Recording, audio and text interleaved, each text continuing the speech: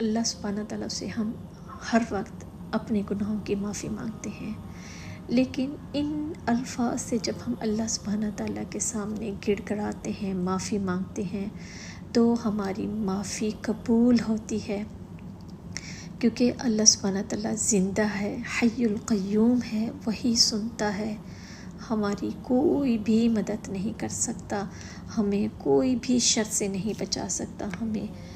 ہم نے کیا کرنا ہے؟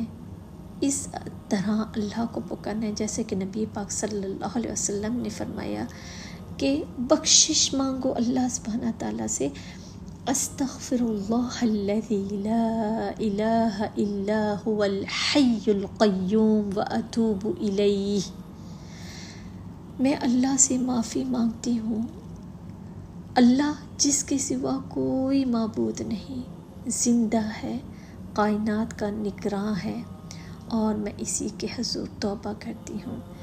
تمام گناہوں کی معافی مانگے، چاہے وہ ظاہر ہیں چاہے وہ باطن کے ہیں، تو اللہ سبحانہ تعالیٰ سب کا علم رکھنے والا ہے۔